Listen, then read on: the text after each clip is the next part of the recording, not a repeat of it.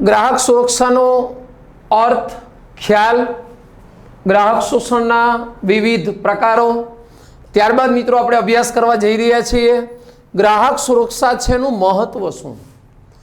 ગ્રાહક સુરક્ષાનું મહત્વ છે એ પહેલા આપણે ધંધાના દ્રષ્ટિકોણથી ગ્રાહક સુરક્ષાનું મહત્વ સમજીએ.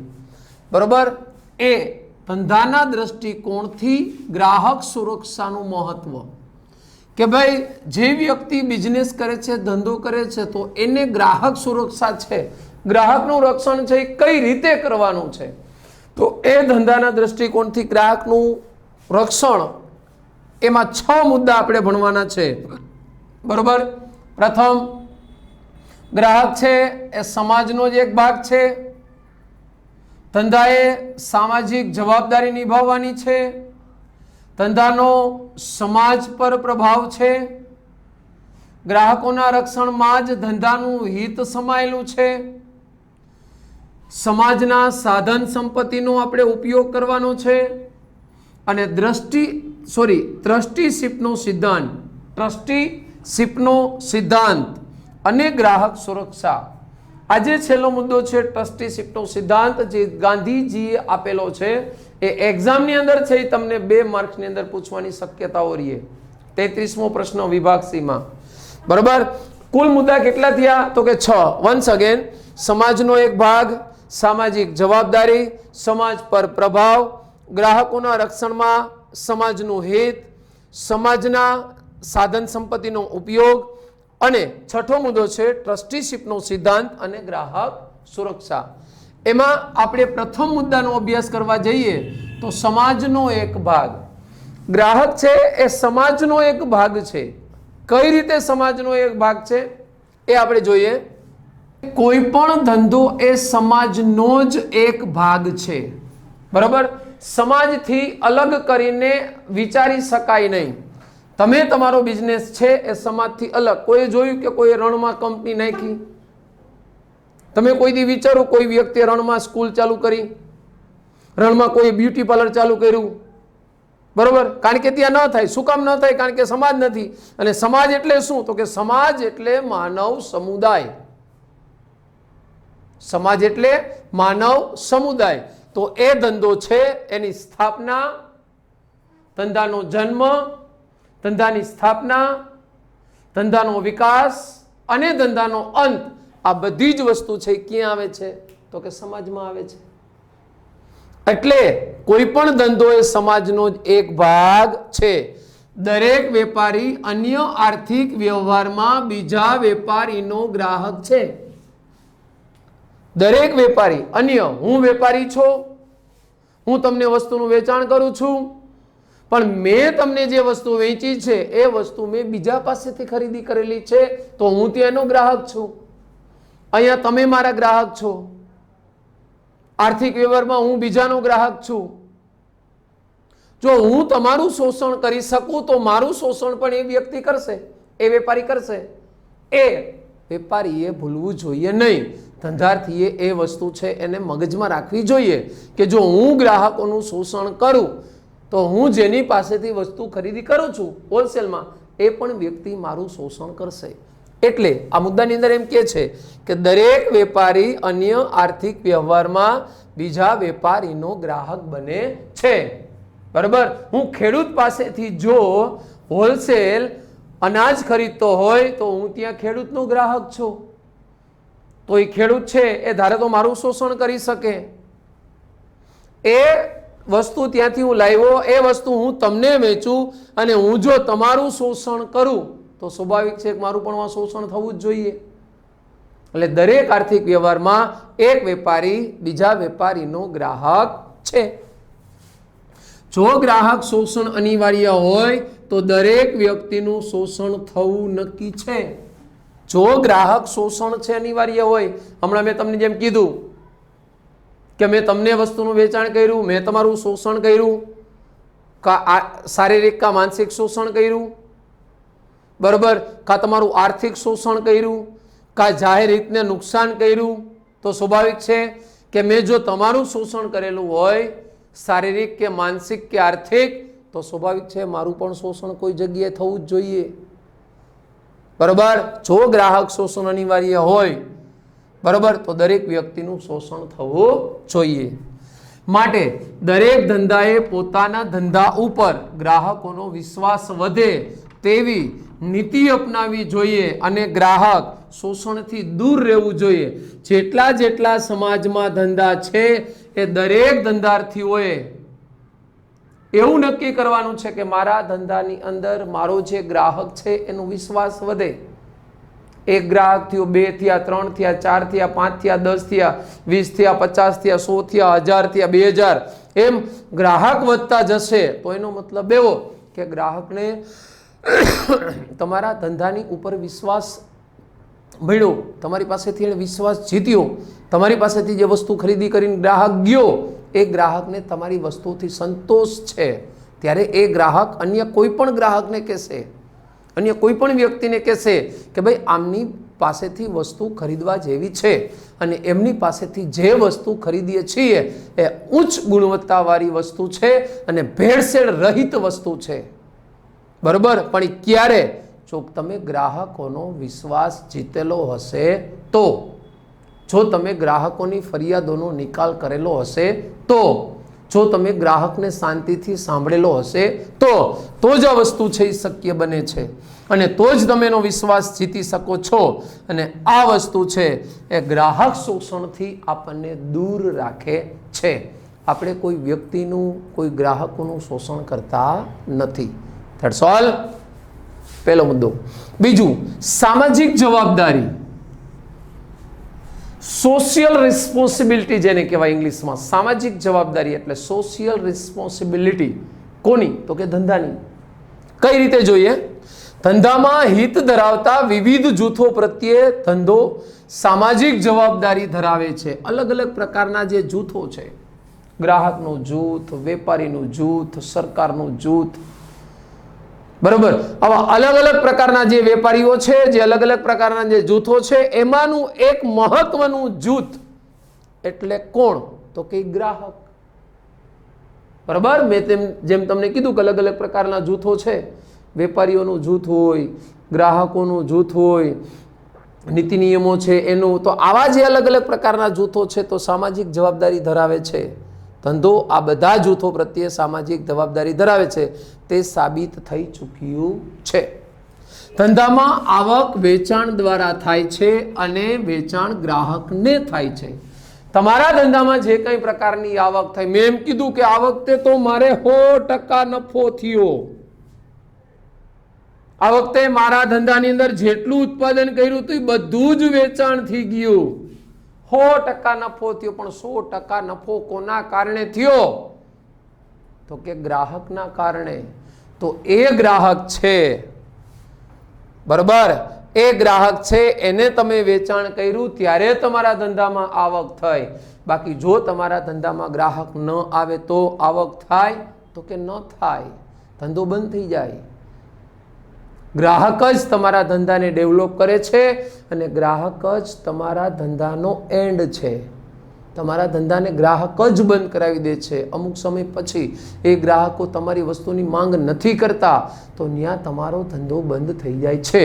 એટલે જે આવક થઈ એ આવક ગ્રાહકને વેચાણ થાય ત્યારે થાય. એટલે એ ગ્રાહકોનું શોષણ થવું જોઈએ નહીં. આમ ગ્રાહકો પણ ધંધામાં હિત ધરાવતા જૂથો પૈકીનું એક મહત્વનું જૂથ છે. બરાબર, ધંધામાં હિત ધરાવતા જે વિવિધ જૂથો છે એ વિવિધ જૂથોમાંનું એક મહત્વનું જૂથ એટલે કયું? તો કે ગ્રાહકો. બરાબર, અલગ અલગ પ્રકારના જે યુનિયનો છે કે જે ધંધાને હિતમાં હોય, ધંધાની સાથે સંકળાયેલા હોય, તો એવું જ એક ગ્રાહકોનું જૂથ છે જે ધંધા સાથે સંકળાયેલું છે અને એ જૂથ છે એ આપણા ધંધા સાથે સંકળાયેલું છે. માટે તેમનું શોષણ થવું જોઈએ નહીં. એને જે કંઈ પ્રકારની વસ્તુ આપો છો એ ગુણવત્તાવાળી વસ્તુ આપો, ભેળસેળ રહિત વસ્તુ આપો, ઉચ્ચ ગુણવત્તાવાળી વસ્તુ આપો અને એને વ્યાજબી કિંમતે વસ્તુ છે એ પૂરી પાડવી જોઈએ. અન્ય રીતે હિત ધરાવતા જૂથોની જેમ ગ્રાહક પ્રત્યેની જવાબદારીઓ પણ ધંધાકીય એકમે નિષ્ઠાપૂર્વક નિભાવવી જોઈએ. બરાબર, એક વેપારી બીજા વેપારી જે જૂથો છે એ કેમ નિષ્ઠાથી કામ કરે, સરકારને કેમ નિષ્ઠાથી કરવેરા આપો છો, બરાબર, તો એમ ગ્રાહકો સાથે પણ તમારે નિષ્ઠાપૂર્વક વસ્તુનું વેચાણ કરવાનું છે કે જેથી એ ગ્રાહકને કોઈ પણ રીતે નુકસાન થાય નહીં. એ ગ્રાહક છે એને કોઈ પણ રીતે કાંઈ પણ આર્થિક, સામાજિક કે માનસિક કોઈ પણ રીતે નુકસાન થવું જોઈએ નહીં. તો એ જૂથોની જેમ ગ્રાહકો પ્રત્યેની જવાબદારી પણ જો ધંધો નિભાવે તો એ ધંધો છે એ વિકાસ પામે છે. તો મિત્રો, આ બે મુદ્દા હતા, સમાજનો એક ભાગ અને સામાજિક જવાબદારી. મુદ્દા નંબર 3, સમાજ પર પ્રભાવ. બરાબર, આપણે જે મેઇન મુદ્દો જોતા હતા કે ભાઈ ધંધાના દ્રષ્ટિકોણથી ગ્રાહક સુરક્ષાનું મહત્વ શું છે. તો એ ધંધાના દ્રષ્ટિકોણથી જો ગ્રાહક સુરક્ષાનું મહત્વ આપણે મિત્રો જોઈએ તો એની અંદર એમ કહે છે કે ભાઈ સમાજ પર ગ્રાહકનો પ્રભાવ પડે છે, સમાજ પર ધંધાનો પણ પ્રભાવ પડે છે. કઈ રીતે એ જોઈએ તો કે ધંધાનો સમાજ ઉપર પ્રભાવ પડે છે, એટલે કે પ્રભાવ હોય છે. જાહેરાત દ્વારા સમાજના લોકોની ટેવ, આદતો, રહેણીકરણી, વિચારધારા, ખાણીપીણીની બાબતો, કપડાં પહેરવાની રીતો વગેરે ઉપર અસર પડે છે. હવે જાહેરાત દ્વારા જ્યારે પણ તમે જાહેરાત કરો છો એ જાહેરાત દ્વારા તમે જોઈ શકો, શું જોઈ શકો તો કે જાહેરાત દ્વારા તમે જોઈ શકો લોકોની ટેવ કેવી છે. બરાબર, સમાજમાં જેટલી વ્યક્તિઓ છે એ બધા જ વ્યક્તિઓની ટેવ એક સરખી નથી. બરાબર, જેટલી વ્યક્તિઓ છે, જેટલા ગ્રાહકો છે, બધાની ટેવ જો એક સરખી હોય તો બધા એક સરખી જ વસ્તુનો ઉપયોગ કરતા હોય. એટલે બધા ગ્રાહકો છે એની ટેવ એક સરખી નથી. તો એક સરખી ટેવ નથી, એવી જ રીતે એની જે આદતો છે એ પણ એક સરખી નથી. અમુકની આદત હોય કે કોઈ પણ વસ્તુ છે એનો ઉપયોગ કરવાનો. બરાબર, દાખલા તરીકે વિચારો, નવો મોબાઈલ આવે તો નવો મોબાઈલ છે, અમુકની ટેવ છે, અમુકની આદત છે કે એ મોબાઈલ છે 6 મહિના, 8 મહિના, 10 મહિના યુઝ કરી અને એ મોબાઈલ છે વેચી નાખીને પાછો નવો. તો આ એની આદતો છે, આ એની ટેવો છે. બરાબર, તો આવી જે કઈ પ્રકારની ટેવ છે, આદતો છે, એ આદતો પ્લસ એની રહેણીકરણી અને વિચારધારા, જેટલા વ્યક્તિઓ છે, ગ્રાહકો છે, બધાની રહેણીકરણી એક સરખી છે તો કે નથી.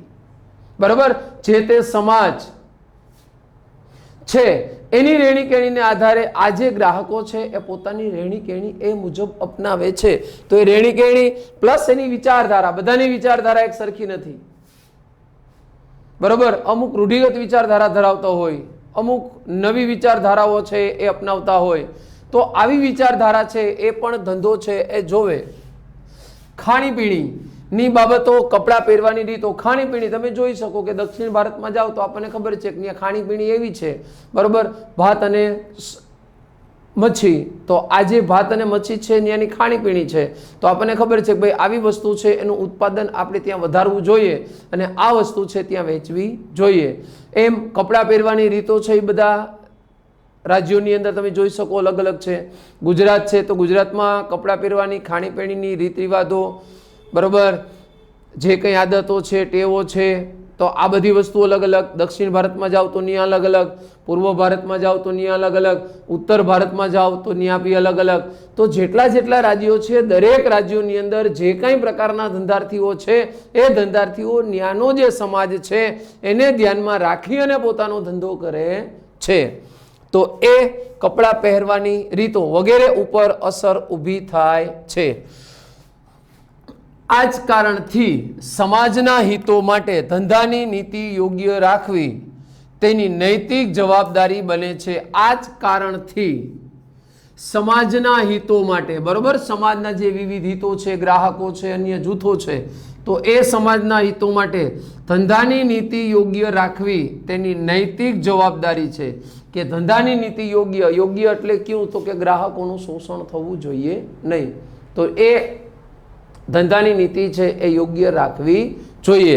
આથી કહી શકાય કે સમાજ પર ધંધાનો પ્રભાવ પડે છે. ત્યારબાદ ચોથો મુદ્દો છે ગ્રાહકોના રક્ષણમાં ધંધાનું હિત. હવે આમાં મુદ્દાની અંદર એમ કહે છે કે તમારે જે ગ્રાહક છે એ ગ્રાહકનું રક્ષણ કરવાનું છે. તો ગ્રાહકોનું રક્ષણ છે મિત્રો કઈ રીતે કરવાનું છે? તો કે એમાં કહે છે કે ધંધાકીય એકમો ગ્રાહક હિતોના રક્ષણને પોતાના ધંધાકીય હિતોને પાર પાડવા માટે આવશ્યક ગણતા હોય છે. જો મારા ધંધાકીય એકમ છે એને મારે પાર પાડવું હોય, એને સફળતા અપાવી હોય તો ફરજિયાત મારે ગ્રાહકોના હિતનું રક્ષણ કરવું જોઈએ. ગ્રાહકોના હિતનું રક્ષણ એટલે તો કે એનું આર્થિક શોષણ નહીં કરવાનું, એનું માનસિક શોષણ નહીં કરવાનું, એનું શારીરિક શોષણ નહીં કરવાનું, જાહેર રીતને નુકસાન થાય એવી વસ્તુનું ઉત્પાદન નહીં કરવાનું. તો આ જે વસ્તુ છે એને કહેવાય છે ગ્રાહકોનું રક્ષણ. છાપેલી કિંમત છે એના કરતાં વધારે કિંમત નહીં લેવાની, તો ન્યા ગ્રાહકોનું રક્ષણ છે. ભેળસેળવાળી વસ્તુ છે ગ્રાહકને નહીં વેચવાની, તો ન્યા ગ્રાહકોનું રક્ષણ છે. તો આ રીતે જો હું ગ્રાહકોનું રક્ષણ કરીશ તો મારો ધંધાકીય એકમ છે એ ડેવલપ થશે, નહીતર મારું ધંધાકીય એકમ ડેવલપ થશે નહીં. બીજો મુદ્દો મિત્રો એમ કે છે સ્પર્ધાત્મક બજારની મૂળભૂત શરતો એ છે કે ધંધાએ ગ્રાહકો સુધી પહોંચવું, તેમની ઈચ્છાઓ કે જરૂરિયાતોને જાણી તે અનુસાર ઉત્પાદન કરવું જોઈએ. બરોબર. અત્યારના સમયની અંદર એમ કહે છે સ્પર્ધાત્મક બજારની મૂળભૂત શરત. અત્યારના સમયમાં તમે જોઈ શકો કે માર્કેટ સ્પર્ધાત્મક વાળું છે, કોમ્પિટિશન છે. આપ જાણો છો એક અક્ષય કુમારની એડવર્ટાઈઝ આવે છે, બરોબર, ઓલી હોર્લિક્સની, હાર્લિક્સ કે હોર્લિક્સ એવું કંઈક નામ છે, બરોબર. તો એ શું છે, ગ્રાહક સુધી જો એમ કે ભાઈ તમે આ વસ્તુ છે ને સાફ કરવા માટે તમે શેનો ઉપયોગ કરો છો, બરોબર, પછી એમ કે તો કાંઈ અક્ષય કુમાર, તો એ શું, એ ગ્રાહક સુધી જાય છે. ગ્રાહક સુધી જાય છે અને ગ્રાહકને એ આખી જે કંઈ પ્રકારની પ્રોસેસ કરીને બતાવે છે કે જો આ ઉત્પાદન છે એ કેવા પ્રકારનું છે. પછી સર્ફ એક્સલની એડવર્ટાઈઝ આવે છે, એરિયલની એડવર્ટાઈઝ આવે છે, બરોબર. તો આ બધું શું છે, એ ગ્રાહકો સુધી જાય છે અને ગ્રાહકોને કેવી વસ્તુ જોઈએ છે, ગ્રાહક કઈ વધુ વધારે પસંદ કરે છે, કઈ વસ્તુ એની લોકચાહના મેળવે છે. પણ એ જ્યારે તમે ગ્રાહક સુધી જાઓ ત્યારે તમને ખબર પડે કે ગ્રાહકની વિચારસરણી, ગ્રાહકની માનસિકતા, ગ્રાહકની આદતો, ગ્રાહકની ટેવો આવા પ્રકારની છે. તો એ મુજબ ધંધાએ ઉત્પાદન કરવું જોઈએ. ત્યારબાદ મિત્રો જો કોઈ ઉત્પાદક આ બાબતનો સ્વીકાર નહીં કરે તો ગ્રાહક તેમના હરીફો પાસેથી વસ્તુની ખરીદી કરશે. હવે આ જ વસ્તુ છે, જો કોઈ ઉત્પાદક એનો સ્વીકાર નહીં કરે, જો કોઈ ઉત્પાદક ગ્રાહક સુધી નહીં જાય તો જે ગ્રાહક છે એના હરીફ પાસેથી વસ્તુની ખરીદી કરશે, એના કોમ્પિટિશન પાસેથી વસ્તુની ખરીદી કરશે. શા માટે? તમે ગ્રાહક પાસે ન ગયા પણ તમારો હરીફ છે એ ગ્રાહક પાસે ગયો અને ગ્રાહકની પસંદગી નાપસંદગીનો વિચાર કર્યો અને એ મુજબ એને ઉત્પાદન કર્યું. તો જો એ મુજબ ઉત્પાદન કરશે તો ફરજિયાત તમારો ગ્રાહક છે એનો ગ્રાહક થઈ જશે. પણ તમારે એ વસ્તુ સમજવાની છે. જો તમે ન સમજો તો એ વસ્તુ શક્ય બને, નહીતર એ વસ્તુ છે એ શક્ય બનતી નથી. એટલે ગ્રાહકો તેમના હરીફો પાસેથી વસ્તુની ખરીદી કરશે. આમ ગ્રાહકનું રક્ષણ કરવું અને તેની ઈચ્છા કે માંગને ઉત્પાદક સમજી તે અનુસાર ધંધામાં આગળ વધવું તે ધંધાના હિતમાં છે. આમ ગ્રાહકનું રક્ષણ કરવાનું, તેની ઈચ્છા કે માંગને ઉત્પાદકે સમજી તે અનુસાર ધંધામાં આગળ. હવે મુદ્દાની અંદર એમ કે છે કે તમારે ગ્રાહકનું રક્ષણ કરવાનું છે, એ જે પ્રમાણની વસ્તુ જોઈ છે એ પ્રમાણની વસ્તુનું તમારે ઉત્પાદન કરવાનું છે, એ જે પ્રકારે વસ્તુ માંગે છે એ વસ્તુ તમારે એને પ્રોવાઈડ કરવાની છે. તો એ જ વસ્તુ જો તમે કરશો, માંગ એ ઉત્પાદક સમજવાની છે ઉત્પાદકે, અને તે પ્રમાણે એણે ધંધામાં આગળ વધવાનું છે. ગ્રાહક આવીને એમ કે મને એલઈડી ટીવી આપો ને તમારી પાસે એલઈડી ટીવી ન હોય તો, એટલે તમારે હવે એલઈડી ટીવીનું ઉત્પાદન કરવાનું છે. ગ્રાહકની માંગને સમજી અને એ મુજબ તમારે ઉત્પાદન કરવાનું, જેથી કરીને તમે તમારા ધંધાને આગળ લઈ જઈ શકો છો.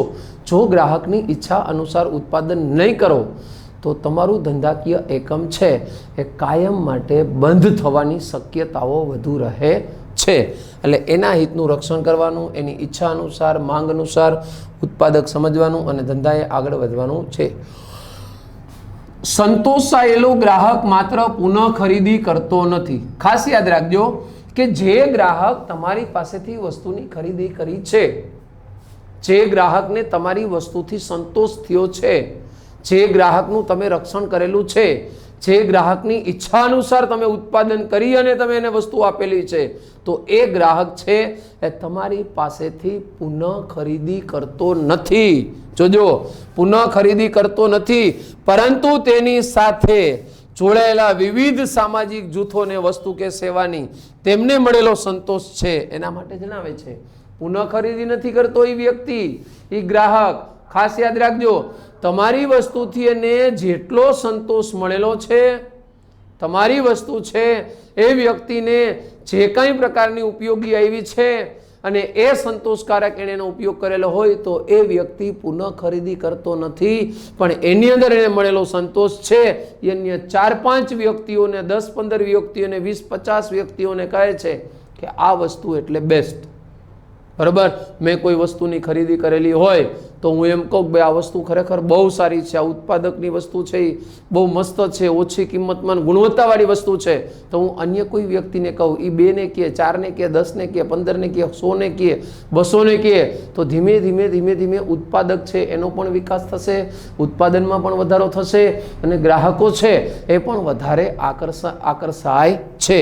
તો એ વ્યક્તિ તેમને મળેલો સંતોષની અન્યને જણાવે છે, જેથી વધુ નવા ગ્રાહકોને ધંધા તરફ આકર્ષે છે અને સંતોષાયેલો ગ્રાહક છે એ વધારેમાં વધારે ગ્રાહકો છે એ ધંધા તરફ આકર્ષે છે. પણ એ ક્યારે? જ્યારે તમે એ ગ્રાહકનું રક્ષણ કરેલું હોય તો, એના હિતનું તમે રક્ષણ કરેલું હોય તો. મુદ્દા નંબર 5, સમાજના સાધન સંપત્તિનો ઉપયોગ. સમાજના જે કંઈ પ્રકારના સાધન સંપત્તિઓ છે એ સાધન સંપત્તિઓ છે ધંધો એનો ઉપયોગ કરે છે. કઈ રીતે એના વિશે જોઈએ. કોઈ પણ ધંધો તેની શરૂઆત અને વિકાસ માટે સમાજના સાધન સંપત્તિનો ઉપયોગ કરે છે. સમાજના જે સાધન સંપત્તિઓ છે, સમાજમાંથી ધંધો મૂડી લાવે છે. જોજો, સમાજમાંથી ધંધો મૂડી લાવે છે, સમાજમાંથી ધંધો કાચો માલ લાવે છે, સમાજમાંથી ધંધાને કર્મચારીઓ મળે છે, સમાજમાંથી ધંધાને યંત્રો સામગ્રીઓ મળે છે. આ બધા જ જે સાધન સંપત્તિઓ છે, આ બધા જ સાધન સંપત્તિઓ છે એ ધંધો પોતાના વિકાસ માટે ઉપયોગ કરે છે. એટલે સમાજના જે કોઈ પણ ધંધા તેની શરૂઆત અને વિકાસ, સમાજના જે સાધન સંપત્તિઓ છે, બરોબર, કોઈ પણ ધંધો છે એ પોતાની જે શરૂઆત કરે, જમીન સમાજમાંથી મળે છે, યંત્રો સમાજમાંથી મળે છે, મૂડી સમાજમાંથી મળે છે, કર્મચારીઓ સમાજમાંથી મળે છે, બરાબર, કાચો માલ સમાજમાંથી મળે છે. તો પોતાના ધંધાની જે શરૂઆત છે અને પોતાના ધંધાનો જે વિકાસ છે એ પણ સમાજ ઉપર આધારિત છે. એટલે સમાજના સાધન સંપત્તિનો એ વ્યક્તિ ઉપયોગ કરે છે ત્યારે ધંધાની જવાબદારી બને છે કે તેણે સમાજને એવી પેદાશો કે સેવાઓ આપવી જોઈએ કે જેથી સમાજને ઉપયોગી બને અને સમાજના સાધન સંપત્તિમાં અને સુખાકારીમાં વધારો થાય. તેથી કોઈ પણ ધંધો છે એ ધંધાની એવી જવાબદારીઓ બને છે.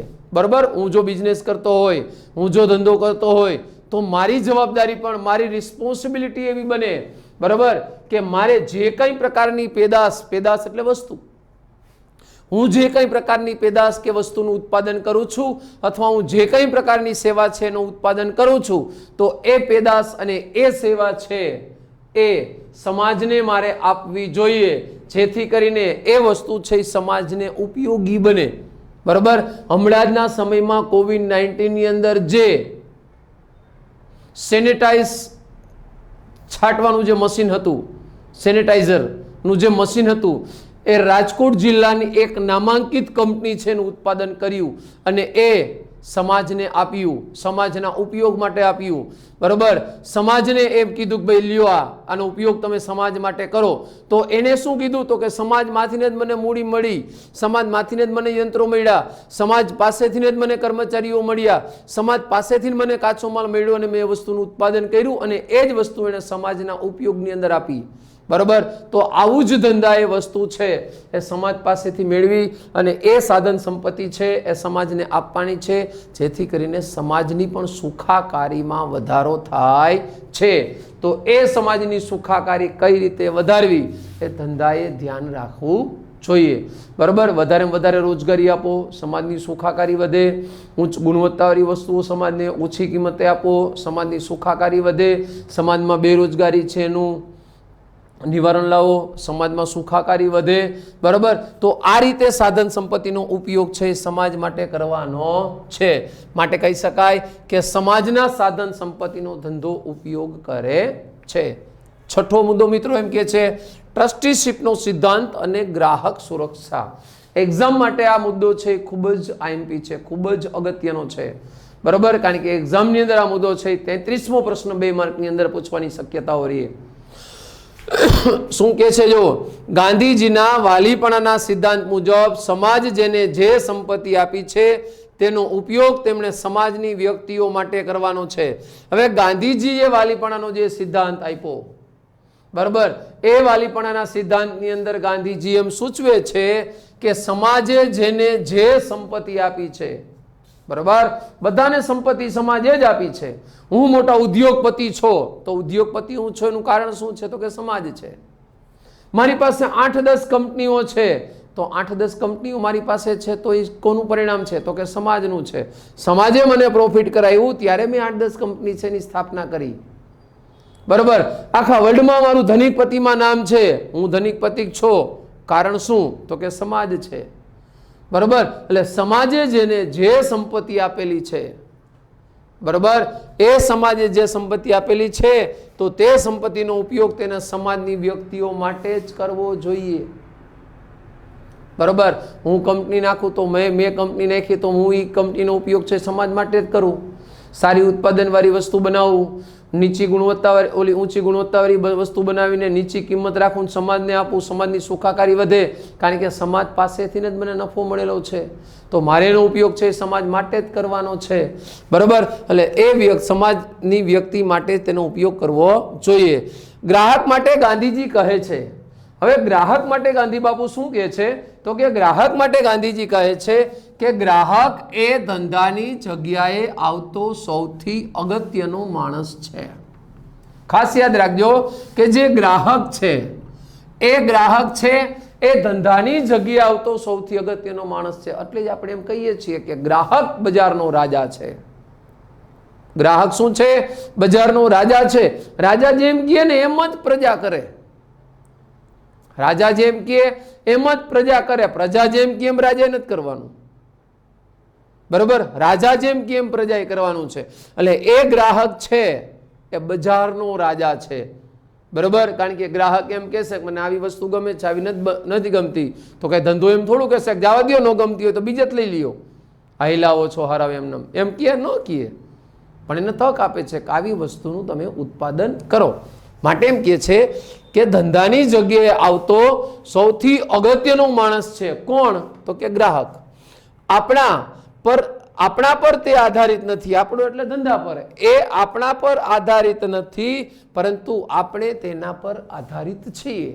હંમેશા યાદ રાખજો મિત્રો કે કોઈ બી ગ્રાહક છે એ ગ્રાહક છે તમારી પર આધારિત નથી. કોઈ ગ્રાહક કોઈ ધંધા ઉપર આધારિત નથી. આજે તમે ના પાડશો તો એ બીજેથી ખરીદી લેશે. એટલે ગ્રાહક છે એ આપણા પર આધારિત નથી, પણ આપણે તેમના પર આધારિત છે. એ વસ્તુની ખરીદી કરવા આપણી પાસે આવશે તો આપણે બીજી વસ્તુનું ઉત્પાદન કરશું, તો આપણા ધંધામાં નફો થશે, તો આપણે કર્મચારીઓને રાબેતા મુજબ વેતન ચૂકવશું, તો આપણે કાચા માલની ખરીદી કરશું, તો આપણે નવું ઉત્પાદન વિકાસનું કંઈક વિચારણા કરશું. પણ ક્યારે? તો કે ગ્રાહક આપણી પાસેથી ખરીદી કરશે તો. એટલે ગ્રાહક આપણા પર આધારિત નથી, પણ આપણે તેના પર આધારિત છીએ. પરંતુ આપણે તેના પર આધારિત છીએ. એ આપણા કાર્યમાં દખલ કરતો નથી, પરંતુ એ આપણા કાર્યનો હેતુ છે. કોઈ બી ગ્રાહક છે એ આપણા કાર્યમાં દખલગીરી કરતો નથી કે ભાઈ તમે આ વસ્તુ ન બનાવો, આ વસ્તુ બનાવો, તમે આવું ઉત્પાદન કરો, આવું ઉત્પાદન ના કરો, તમે આવી સિસ્ટમથી એક્ટિવા બનાવો, આવી સિસ્ટમથી એક્ટિવા ન બનાવો, તમે આટલી ફેસિલિટીઓ કારમાં આપો, આવી ફેસિલિટી કારમાં ન આપો. એ આપણને દખલગીરી કરતો નથી, બરાબર. ખાસ યાદ રાખજો, એ આપણા કાર્યમાં દખલ કરતો નથી, પરંતુ એ આપણા કાર્યનો હેતુ છે. હેતુ એટલા માટે છે કે તમને કહે છે કે જો તમારે સમાજમાં ટકવું હોય તો તો તમે આવી વસ્તુનું ઉત્પાદન કરો, તો તમે આવી વસ્તુ માર્કેટમાં મૂકો, તો તમે ઉત્પાદન પદ્ધતિમાં થોડાક ચેન્જીસ કરો, તમે નવી ટેકનોલોજી પ્રમાણે વસ્તુ છે બનાવો, તો જ તમે સમાજમાં ટકશો, નહીતર તમે સમાજમાં ટકી શકશો નહીં. એટલે એ આપણા પર આધારિત નથી, પણ આપણે તેના પર આધારિત છીએ. એ આપણા કાર્યમાં દખલ કરતો નથી, પણ આપણા કાર્યનો હેતુ છે. એ આપણા ધંધાની બહારનો માણસ નથી, પરંતુ એ ધંધાનો જ એક ભાગ છે. કોઈ બી ગ્રાહક છે, બરાબર, એ ગ્રાહક નાનો હોય કે ગ્રાહક મોટો હોય, એ છૂટક ગ્રાહક હોય કે એ જથ્થાબંધ લેનાર ગ્રાહક હોય, એટલે જે ગ્રાહક છે, બરાબર, મોટો વેપારી હોય કે નાનો વેપારી હોય, આ બધા જ ગ્રાહકો છે. એ ગ્રાહકો શું કહે છે? તો કે આપણા ધંધાની બહારનો માણસ નથી, પણ એ આપણા ધંધાની અંદરનો જ માણસ છે. બરોબર, એ આપણા ધંધાનો જ એક ભાગ છે. આપણે તેને જોઈતી વસ્તુની તરફેણ કરતા નથી. બરોબર, આપણે તેને જે વસ્તુ જોઈ છે એ વસ્તુ આપણે એને આપીએ છીએ, તો આપણે એની તરફેણ કરતા નથી, પરંતુ તે આપણને તેમ કરવાની તક આપીને આપણી તરફેણ કરે છે. ગ્રાહક આવીને એમ કે મને 5G એક્ટિવ આપો, 6G એક્ટિવ આપો, તો એ આપણી તરફેણ નથી કરતો, પણ આપણને તેમ કરવાની તક આપે. ગ્રાહક એમ કે મને PC નહીં, મને લેપટોપ આપો, તો એ લેપટોપ આપણે એને આપવાનું છે, કારણ કે એ તરફેણ કરતો નથી, પણ આપણને તેમ કરવાની એક તક આપે કે જો તમારે માર્કેટમાં ટકવું હોય તો આવી વસ્તુનું ઉત્પાદન કરી અને માર્કેટમાં મૂકો, તો જ તમારી વસ્તુ છે એ ડેવલપ થશે, તો જ તમારો ધંધો છે ડેવલપ થશે, નહીતર તમારો ધંધો ડેવલપ થશે નહીં. માટે કહી શકાય કે ટ્રસ્ટીશીપનો સિદ્ધાંત છે એ ગ્રાહકનું રક્ષણ સૂચવે છે. મિત્રો, 6 મુદ્દા છે કુલ. ધંધાના દ્રષ્ટિકોણથી ગ્રાહક સુરક્ષાનું મહત્વ એક્ઝામની અંદર તમને અલગ રીતે પૂછાય છે. બરાબર, કે ગ્રાહક ધંધાની દ્રષ્ટિકોણથી ગ્રાહક સુરક્ષાનું મહત્વ સમજાવો. પ્રથમ ભાગ એની અંદર આપણે જોયું હતું કે ધંધાના દ્રષ્ટિકોણથી ગ્રાહક સુરક્ષાનું મહત્વ. હવે મિત્રો, એ જ પ્રશ્ન છે, પણ પાર્ટ 2 ની અંદર આપણે એવી રીતે જોઈએ છીએ કે ગ્રાહકના દ્રષ્ટિકોણથી ગ્રાહક સુરક્ષાનું મહત્વ શું છે. પહેલા વર્ગની અંદર આપણે જે જોયું હતું કે ભાઈ ધંધાના દ્રષ્ટિકોણથી ગ્રાહક સુરક્ષાનું મહત્વની અંદર આપણે કુલ 6 મુદ્દાનો અભ્યાસ કર્યો. હવે ગ્રાહકના દ્રષ્ટિકોણથી ગ્રાહક સુરક્ષાનું મહત્વ છે એના 3 મુદ્દા છે. ગ્રાહકનું વ્યાપક શોષણ પહેલો મુદ્દો, બીજો મુદ્દો છે ગ્રાહકોને માહિતીનો અભાવ, અને ત્રીજો મુદ્દો છે બિનસંગઠિત ગ્રાહકો. પ્રથમ મુદ્દાનો આપણે ડિટેલ્સમાં વિગતવાર અભ્યાસ કરીએ તો એમાં શું કહે છે જો કે ગ્રાહકોનું વ્યાપક શોષણ. ધંધાકીય એકમો અસુરક્ષિત પેદાશો, ભેળસેળ, ખોટી અને ગેરમાર્ગે દોરે તેવી જાહેરાતો, જાહેર ખબરો, કાળા બજાર, સંગ્રહખોરી જેવી અનૈતિક અને શોષણયુક્ત નીતિઓ દ્વારા ગ્રાહકોનું શોષણ કરી વધુ નફો મેળવવા માટે પ્રયત્ન કરતા જોવા મળે છે. મુદ્દાની અંદર ઘણું બધું કહે છે, તમે જોજો કે ભાઈ ધંધાકીય એકમ છે એ અસુરક્ષિત પેદાશોનો ઉપયોગ કરે છે. અસુરક્ષિત પેદાશ એટલે કેવી? તો કે આપણને ખબર છે પેલા વાયરની એડવર્ટાઇઝ આવે છે, ખબર છે, ઇલેક્ટ્રિક વાયર. કંઈકનું નામ તો બહુ સારું છે, બરાબર. એ ઇલેક્ટ્રિક વાયરની એડવર્ટાઇઝ આવે છે એમ કે ભાઈ આ જે વાયર છે એ જે કેબલ છે એ કેબલ ગુણવત્તાવાળા છે. કેબલનું નામ બહુ સારું છે, બરાબર. તમે વિચારજો કે એ જે કેબલ છે પરેશ રાવલની એમાં એડવર્ટાઇઝ છે, પરેશ રાવલ છે એ એડની અંદર છે એમ કે છે ભાઈ આ કેબલનો ઉપયોગ કરો, બરાબર. તો ઈ જે કંપનીએ ઉત્પાદન કર્યું છે એણે શું કર્યું તો કે ગ્રાહકોનું રક્ષણ કર્યું. પણ જે એકમ હલકી ગુણવત્તાવાળી વસ્તુનું ઉત્પાદન કરે છે તો એ અસુરક્ષિત પેદાશો છે, શરીર માટે નુકસાનકારક છે, શારીરિક, આર્થિક, માનસિક, બરાબર, જાહેર રીતે નુકસાન. તો આવું જે અનૈતિક પેદાશો છે, પ્લસ ભેળસેળ કરે. તમે જોઈ શકો કે વસ્તુમાં ભેળસેળ અત્યારે મોસ્ટ ઓફ વસ્તુ એવી છે કે જેમાં ભેળસેળ હોય જ થોડી ઘણી, પણ ભેળસેળ વાળી વસ્તુ માર્કેટમાં હોય જ. ચોખ્ખી વસ્તુ તો અમુક ટકા જ હોય છે. બાકી મોસ્ટ ઓફ વસ્તુ છે એ ભેળસેળ વાળી. તો એ ભેળસેળ વાળી ખોટી અને ગેરમાર્ગે દોરતી જાહેરાતો, બરાબર, ખોટી જાહેરાતો કરે. બબુલ બબુલ પૈસા વસૂલ, 2 મિનિટમાં માથાનો દુખાવો ગાયબ, બરાબર, કોમ્પ્લેન ડી, આપની હાઈટ છે એ ઝડપથી વધશે, આવી જે જાહેરાતો છે, બરાબર, આ બધી જાહેરાતો છે. જાહેરાતો કેવી છે? તો કે અમુક પ્રકારની જાહેરાતો છે હાવ ખોટી છે. ફેર એન્ડ લવલી ક્રીમ આવે છે, આમ મોઢા ઉપર લગાવો, બરાબર, તમારો ચહેરો વ્હાઇટનેસ પકડશે, વ્હાઇટનેસ પકડશે, વ્હાઇટનેસ પકડશે, બરાબર. જો એવી જ એડવર્ટાઇઝ આવતી હોય તો એ બધી વસ્તુ વેસ્ટ ઇન્ડિઝમાં વેચવાની જરૂર છે. શા માટે? તો કે ત્યાં બધા બ્લેક છે. તો આવી જે કઈ પ્રકારની ખોટી અને ગેરમાર્ગે દોરતી જાહેરાતો છે એમાં ગ્રાહકોનું શોષણ થાય. જાહેર ખબરો દ્વારા કાળા બજાર અને સંગ્રહખોરી કરે. માર્કેટમાં કાળા બજાર ચાલ્યું છે અત્યારે. કોવિડ-19 ની અંદર તમે કાળા બજાર વિશેનો અભ્યાસ કર્યો. કોવિડ-19 માં તમે જોયું કે ઘણી બધી વસ્તુ એવી હતી કે જે માર્કેટમાં કાળા બજાર સ્વરૂપે મળતી હતી. પેલા બધી વસ્તુ છે એનો સંગ્રહ કરી લીધો. એને ખબર હતી, બરાબર, કે આ વસ્તુ આપણે જે દામ છે એના કરતા વધારે કિંમતમાં વેચવાની છે. તો એ સંગ્રહખોરી અને કાળા બજાર છે એ પણ ધંધાકીય એકમ છે એની અનૈતિક જવાબદારી, અનૈતિકતા સ્વરૂપે ઉદ્ભવે. ખરેખર એની નૈતિક જવાબદારી બને કે એને કાળા બજાર ન કરવું જોઈએ, એને વસ્તુનો સંગ્રહ ન કરવો જોઈએ. માર્કેટમાં તમે વધારે જથ્થો મૂકો જેથી કરીને કિંમતમાં વધારો ન થાય, બરાબર, પણ માર્કેટમાંથી તમે વસ્તુનો સંગ્રહ કરી લ્યો તો કિંમત વધશે. જે કિંમત છાપેલી છે એનાથી વધારે કિંમત છે વસૂલ કરશે. તો આવી કાળા બજાર અને સંગ્રહખોરી જેવી અનૈતિક અને શોષણયુક્ત નીતિઓ છે એની સામે ગ્રાહકો છે એને રક્ષણ પૂરું પાડવું જોઈએ, બરાબર. શોષણ કરી અને આવા જે ધંધાકીય એકમો છે વધારેમાં વધારે નફો છે ગ્રાહકો પાસેથી મેળવે છે, બરાબર. કાળા બજાર કરે, સંગ્રહખોરી કરે, ગેરમાર્ગે અને ખોટી જાહેર ખબરો આપે, જાહેરાતો ખોટી કરે, ભેળસેળવાળી વસ્તુ છે આપે, અનૈતિક પેદાશો છે એનું ઉત્પાદન કરે, તો વધારે વધારે નફો છે ગ્રાહકો પાસેથી, સમાજ પાસેથી પ્રાપ્ત કરે છે. તો આ ન કરે એટલા માટે ગ્રાહકોને રક્ષણ પૂરું પાડવું જોઈએ.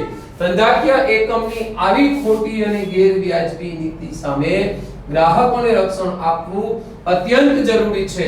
તો આવી જે ખોટી અને ગેરવ્યાજબી નીતિઓ છે ધંધાકીય એકમની, તો એની સામે ગ્રાહકો છે એને રક્ષણ આપવું ખૂબ જ જરૂરી બને છે.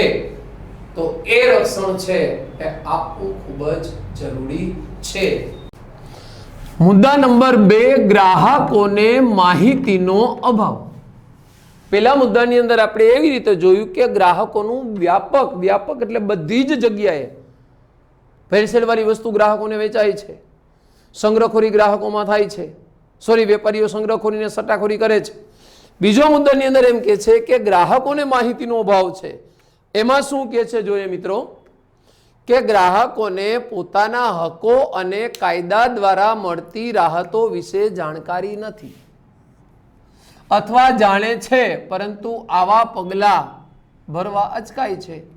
ગ્રાહકોને જે હક મળે છે, જે અધિકારો મળે છે, કાયદા દ્વારા જે કઈ પ્રકારની રાહતો મળે છે એના વિશેને જાણકારી નથી, બરોબર. હું ગ્રાહક છો તો મને કાયદા દ્વારા ઘણા બધા હકો મળ્યા, ઘણા બધા અધિકારો મળ્યા, કાયદા દ્વારા મને ઘણી બધી રાહતો મળે છે. એ બધી વસ્તુથી હું અજાણ છું, મને એની માહિતી નથી, અથવા હું જાણું છું પરંતુ એની ઉપર મારે પગલાં કેમ લેવા એના માટે હું અચકાઉં છું. મને ખબર નથી કે જે વેપારીએ મારું શોષણ કરેલું છે, જે વેપારીએ મને ભેળસેળવાળી વસ્તુ આપેલી છે, જે વેપારીએ મારી પાસેથી ઊંચી કિંમતો લીધી છે છાપેલી કિંમતો કરતા, પણ એની સામે કઈ રીતે પગલાં લેવા એ મારી પાસે માહિતી નથી, હું એના વિશે જાણતો નથી. હું અચકાઉં છું કે હું એની ઉપર પગલાં લઈશ તો નુકસાન મને થશે, તો બરાબર. તો આના માટે ગ્રાહકોને રક્ષણ આપવું, કારણ કે તેઓ આ અંગેની કાયદાકીય પ્રક્રિયા વિશે પૂરતી માહિતી નથી અથવા ખોટી માહિતી ધરાવે છે. શું કામ? તો કે જે ગ્રાહક છે એની પાસે કાયદાકીય પગલાં કેવા લેવા એના માટેની કોઈ માહિતી નથી. કે જો કોઈ વેપારી છે એ કોઈ બી ગ્રાહકોનું શોષણ કરે તો એ વેપારી સામે કઈ રીતે કાયદાકીય કાર્યવાહી કરવી, કેવી રીતે કાયદાકીય પગલાં લેવા, એની ફરિયાદો છે એ કઈ જગ્યાએ કરવી, એના માટેની એની પાસે કોઈ જ માહિતી નથી. અથવા માહિતી છે તો કદાચ ખોટી પણ હોઈ શકે.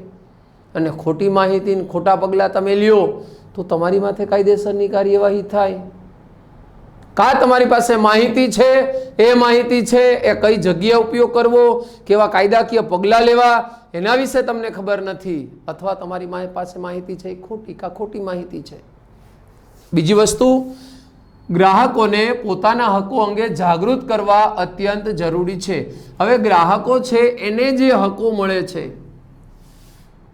બરોબર, ગ્રાહકોને અસંખ્ય પ્રકારના અધિકારો મળે છે, હકો મળે છે, તો એ હકો અંગે એને જાગૃત કરવા ખૂબ જ જરૂરી છે, અત્યંત જરૂરી છે. અને સાથે ને સાથે કાયદા દ્વારા મળતી રાહતો અને તેના માટે કાયદાકીય પ્રક્રિયા વિશેની સાચી માહિતી તેમના સુધી પહોંચવી અત્યંત જરૂરી છે.